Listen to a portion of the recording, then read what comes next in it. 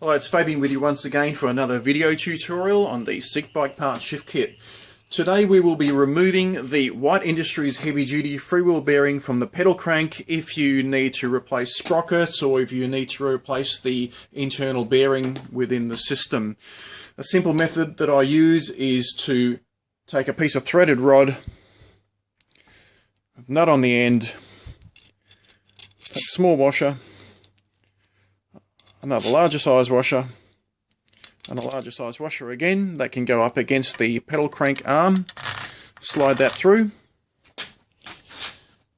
Take the removal tool, which normally keys into the back of the bearing system that allows you to spin it off the pedal crank. You'll then slide that onto the other side of the threaded rod. You come around with me.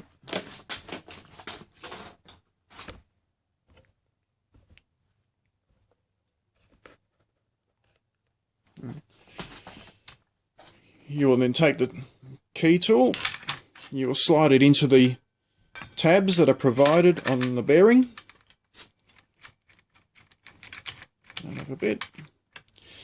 You'll then spin the other nut on, lock it all up in place. Okay. So now what's happened is you've prevented the tool from slipping out of the tabs. Generally what happens if you don't use this method, the tool will slip out of the tabs and you will damage the tabs in the bearing or in the heavy duty freewheel bearing system. You're basically going to make life very, very difficult for yourself because it does require a lot of force to remove this bearing unit from the pedal crank threads. So you really need a method of holding this device into the tab so that it can't slip out. So when you use this method, you just hand tighten the nuts so that it's firm, because you're going to need to allow a little bit of rotation each time, and to do that you can't have that nut up real firm. And each time you move it a little bit, you have to loosen the nut off a fraction. But the whole purpose of this is to keep this device into the tabs.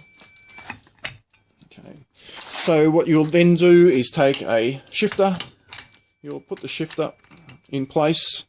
You'll then take a mallet or hammer or whatever it might be, and then you have to physically strike the shifter, and it will then come off in a normal right hand thread situation. So unlike the locking ring that's on the freewheel bearing, which is here, which is left hand thread, to unscrew off the pedal crank, it's normal thread, right hand thread. So you can see in this case the pedal crank's in the vise, and you're just simply spinning that off, and then you have to loosen up this nut a bit, spin off, loosen, spin off. Then you can afford to loosen the whole thing off, keep everything together.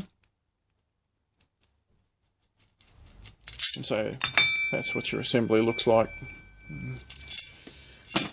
Okay. Now you can just simply spin it off. You should be able to do it by hand. If it's very, very difficult to remove, it's possible that the threads are damaged in the pedal crank. So if that's the case, which I've never had happen, you just use the tool to spin it off, but it should remove quite easily. Okay. And you simply spin it off.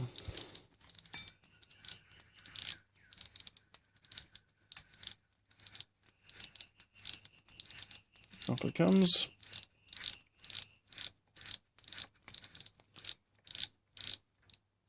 Beautiful. And you can remove the gear. The assembly process as far as getting the bearing onto the thread is exactly reversed. It's a conventional thread, but because it's such a fine thread, it's very, very easy to cross thread it. So when you start off, it's just got to go on easy.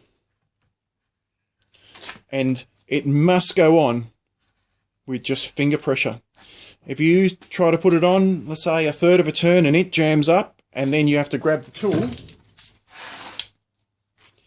Grab the tool here, And if you've got to grab the tool and put a shifter on it to try to wind it on, you've cross-threaded it.